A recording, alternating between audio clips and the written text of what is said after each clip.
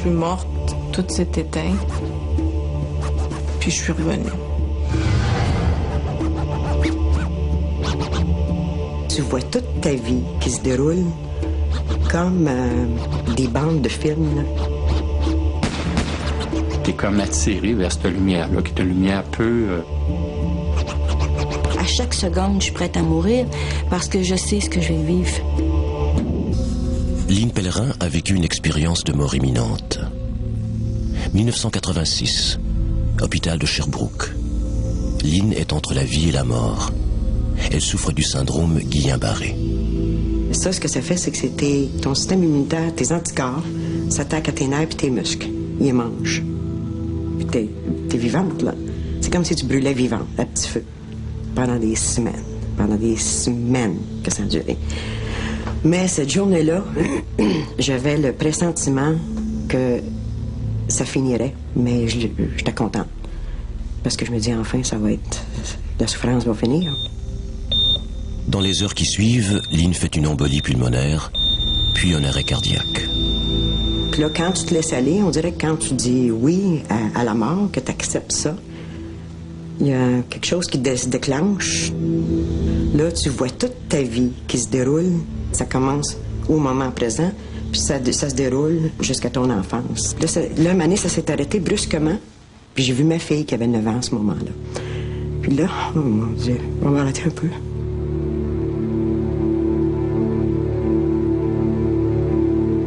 Elle avait un beau sourire. Puis là, tout de suite, je sais qu'il n'était pas être correct, même si je partais. C'est à cet instant que Lynn dit mourir. Lui apparaît alors la silhouette d'un homme qui ressemble étrangement à un moine. Il y avait de l'amour qui sortait. Son énergie était tellement forte que tu pouvais même la voir alentour. Ça faisait comme une espèce de reflet clair, brillant, alentour de tout son corps, sur tous ses épaules puis sa tête. Surtout sur le haut de la tête. C'était comme du feu parce que c'était fort. Mais c'était tellement bon qu'il te mettait en confiance. Puis là, il dit, je viens, je vais te montrer qu'est-ce qu'il y a après la mort. Il m'a pris la main, puis il a dit, viens, je vais te le montrer. Là, il dit, je vais être là, tout le long. Il a dit, inquiète pas, je ne vais pas être loin. Je ne serai pas loin. Souviens-toi toujours de mon amour. Puis là, je me suis retrouvée sur le dos, la paume des mains par en haut, puis les pieds pointés vers l'avant. Puis je m'en allais dans un tunnel assez large. Puis je m'en allais à une vitesse incroyable dans ce tunnel-là, mais j'avais pas peur. Là, j'ai entendu quelque chose... J'ai jamais rien entendu d'aussi beau. Une musique très douce. Je ne me suis jamais sentie aussi en vie. Complète, puis belle. Là, tu montes, veux pas, tu montes, hein, t'es en extase.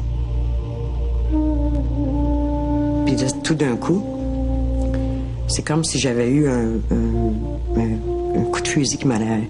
Un gros coup au cœur. Très brusque. Puis là, j'ai paniqué. Je dis, qu'est-ce que c'est ça? Là, on dit, c'est le temps de t'en retourner. J'ai dit, non, je m'en retourne pas. Moi, je reste ici. Qu'est-ce que vous faites là, vous autres? Là? Moi, je suis bien. Je suis chez nous. Je reste ici. Malgré ses protestations, Lynn réintègre son corps à la vitesse de l'éclair. Je rouvre mes yeux. Puis là, je dis, oh mon Dieu. Je suis revenue. Là, je me suis aperçu qu'il était encore avec moi. Le moine, mon guide, là. Parce que là, j'ai senti sa main sur ma tête, comme ça. Puis là, je me suis endormie. Je me suis sentie sécure. Puis c'est là que j'ai eu le message. Tu vas remarcher. Parce que tu en as besoin. Fait que là, j'ai dit, ben, je vais marcher. Il l'a dit. Puis je le croyais, hein. On va se revoir. Puis ça a été fini. Présence d'un guide, sensation de bien-être, décorporation, traversée d'un tunnel. Voilà quelques-unes des descriptions couramment employées par ceux et celles qui vivent une expérience de mort imminente. Ce type d'expérience remonterait au début de l'humanité. Yves Bertrand est docteur en sciences religieuses. il vient de publier un livre entièrement consacré au sujet. Par exemple, on peut penser au Bardo Tudol, le livre des morts tibétains, qui décrit le voyage de l'âme de la personne qui vient de décéder dans l'au-delà. On peut comparer avec les récits de Hémie, puis on constate qu'il y a de fortes similitudes. Il y a même Platon dans sa République, le livre La République qui raconte l'histoire du soldat R, qui, sur un champ de bataille, on croyait qu'il était mort, donc il a été apporté sur un bûcher, et tout à coup il s'est réveillé, puis là, il a raconté ce qu'il avait vécu pendant cette période-là. Il y a également Grégoire le Grand, qui était du 4e siècle à peu près, qui raconte des épisodes de personnes qu'il a connues et qui auraient vécu des personnes qui supposément seraient mortes, qui auraient voyagé dans l'au-delà et qui seraient revenues transformées, converties. Mais c'est véritablement à Raymond Moody, psychiatre américain, que revient le mérite d'avoir nommé le phénomène et d'avoir créé le concept d'expérience de mort imminente. Son livre « Life After Life », ou « La vie après la vie », publié en 1975, a été traduit en plus de 20 langues. Un succès monstre. En 1975, il y a deux phénomènes. Il y a le phénomène de tout l'intérêt pour les religions orientales qu'avait commencé à créer le mouvement hippie, d'un. Et deuxièmement, je pense quand les Occidentaux qui commençaient à se désaffecter un peu de la religion traditionnelle étaient en quête de spiritualité, d'un sentiment de finalité, puis on voulait prouver quelque part que, oui, la mort pouvait être vaincue et puis qu'on pouvait trouver un sens à la vie après la mort. Luc Bessette s'intéresse à la question depuis 1993. Médecin au service des urgences du Centre hospitalier universitaire de Montréal, il est parmi les premiers confidents des rescapés de la mort imminente. Au tout début, je pensais que c'était un phénomène relativement marginal. Je me suis intéressé à voir, premièrement, regarder dans la littérature qu'est-ce qu'on disait. J'étais surpris de voir qu'il y avait des sondages qui montraient qu'il y avait quand même beaucoup de gens qui avaient vécu un arrêt cardio-respiratoire qui vivaient ça. Gallup, au début des années 80, faisait une projection pour les États-Unis seulement et dans la population adulte uniquement d'à peu près 8 millions de personnes qui auraient rapporté cette expérience-là. Sauf que ça signifie, cette projection-là, en 81-82, si c'était en 2000 ou 2001, cette projection-là serait multipliée peut-être par 2 ou par 3. Probablement. Au Québec, ça pourrait signifier, si on prend la même proportion, peut-être 300 000, 400 000 personnes qui auraient vécu, pour donner un ordre de valeur, là, ça fait quand même beaucoup de monde.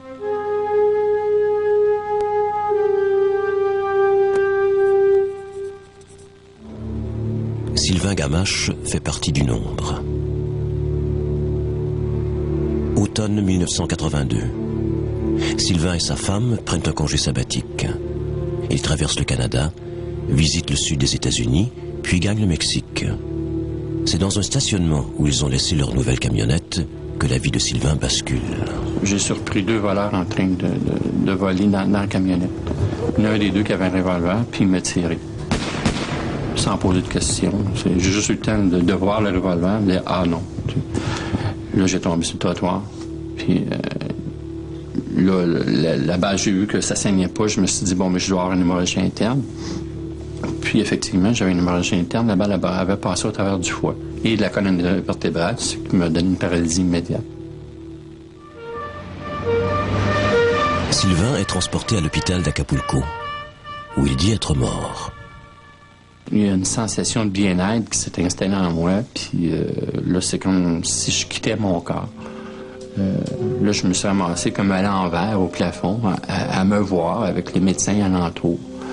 Puis ensuite, il y a eu comme, je dirais ça comme un flip là, vers le tunnel avec la lumière au bout.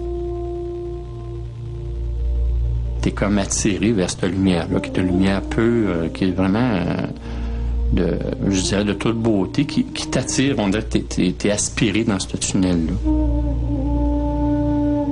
C'est un peu difficile à expliquer. C'est quoi? C'est comme si t'es entré dans un vide, puis vraiment, là, t'es attiré vers le trou au bout où il y a la lumière. Puis, en me dirigeant vers la lumière, j'ai eu une grande respiration facile. Tu sais, je dis, tiens, ils m'ont sauvé la vie. Puis là, j'ai perdu conscience où ils m'ont endormi et je me suis réveillé après l'opération.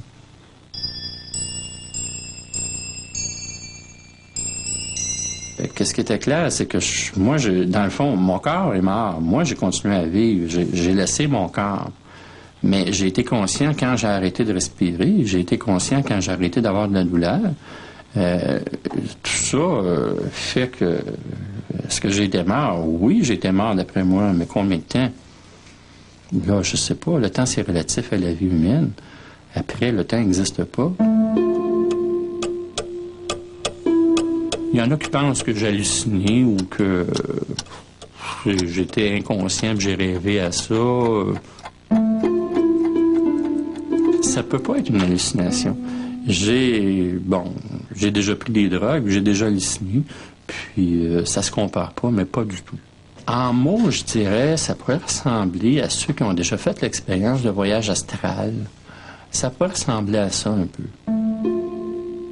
Sauf que le voyage astral, souvent, on peut le diriger, le contrôler. J'en ai déjà fait, moi, avant de cette expérience-là, avant d'avoir l'expérience de mourir. Puis, jusqu'à un certain point, ça peut être le fun. Tu diriges ton voyage, puis tu t'en vas un peu partout.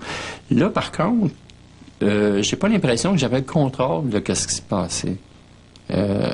J'étais comme dirigé vers cette lumière-là, comme c'était le chemin à suivre. Il n'y avait pas d'autre opportunité, c'était de se rendre là. Puis après ça, là, il était censé, d'après moi, se passer quelque chose. Mais, quoi? Ben là, c'est la question que bien du monde se pose. On ne met généralement pas en doute la sincérité des gens qui témoignent avoir vu un tunnel, par exemple, ou des êtres de lumière.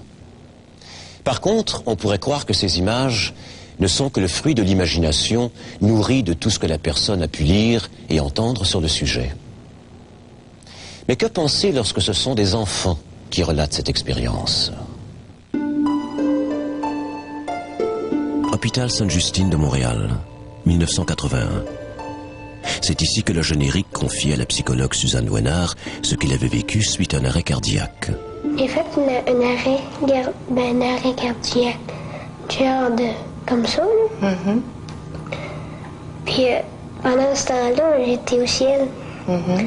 Puis avec mon lit. C'était assez dur. Avec quoi? J'étais dans mon lit. Mm-hmm.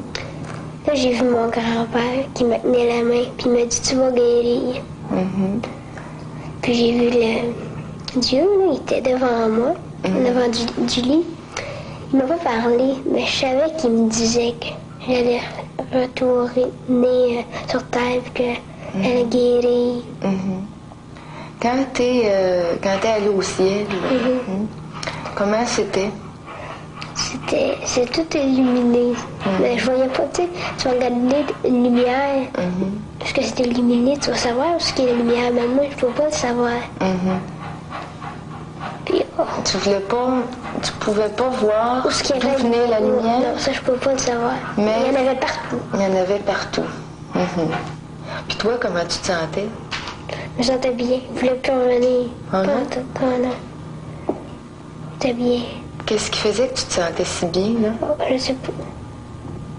Je me sentais relaxée. En haut, j'étais pas intubée, j'avais rien dans les mains, tu sais. J'étais libre. Je me sentais en sécurité. Puis rassurée. Maintenant que tu es revenue, là, que tu vas bien, qu'est-ce que tu penses de tout ça? Moi, je n'ai pas peur de mourir. Non? Non. Comment ça se fait, ça? Explique-moi. Je sais pas. Quand on vient de là, on dirait que t'as moins peur de mourir qu'avant.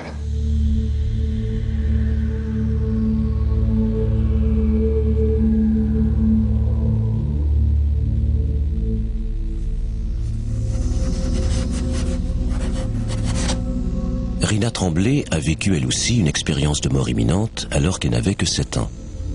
À cette époque, elle habitait le village des Escoumins sur la côte nord.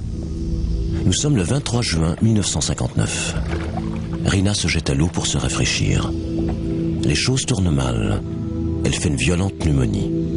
On ne lui donne que quelques heures à vivre. Je me souviens que j'étais couchée dans le lit de ma mère.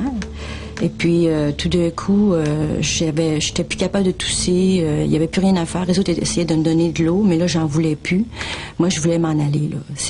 J'avais plus de force pour vivre, là, pour respirer. Et puis, tout d'un coup, je me suis ramassée dans un tunnel, là. C'était très spécial. C'était tout en rond. Et puis, c'était comme une vapeur blanche. Puis c'était comme au-dessus des nuages.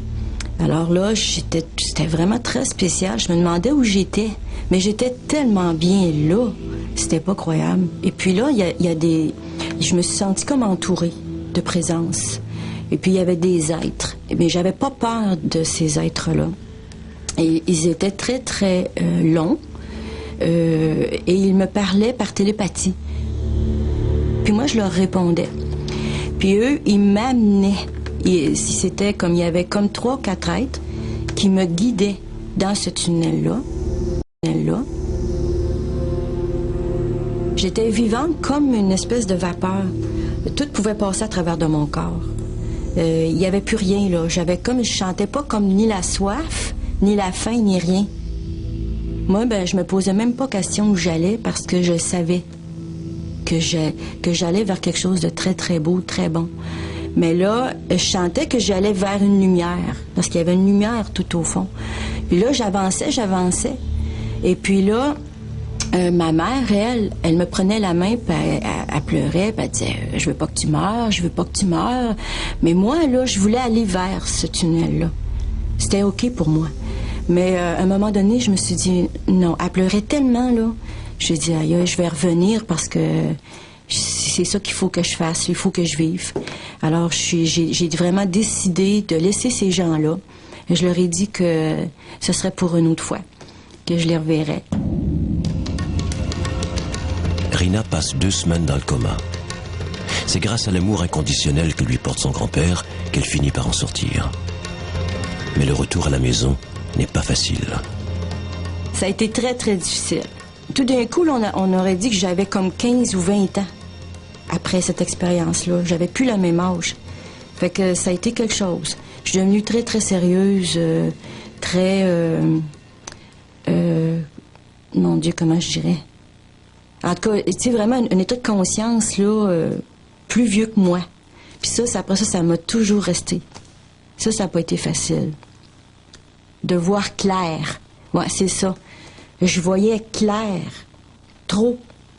Puis là, ça disait, waouh, c'est ça la vie, c'est ça les êtres humains, c'est ça les gens, c'est ça qui m'entoure. Qu'est-ce que je fais là?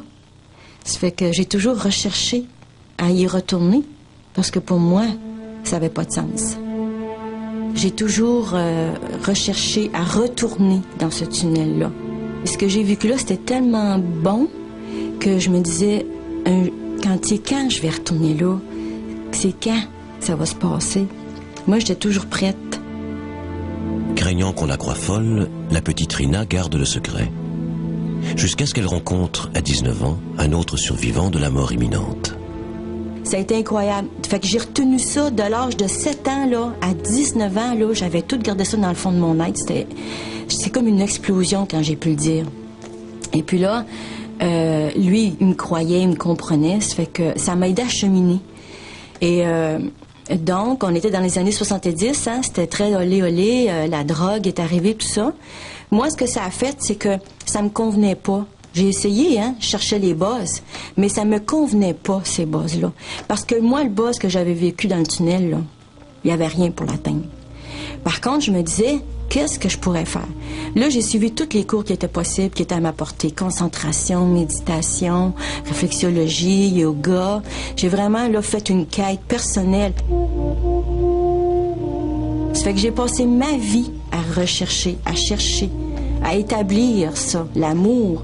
Mais je cherchais à l'extérieur parce que je comprenais pas.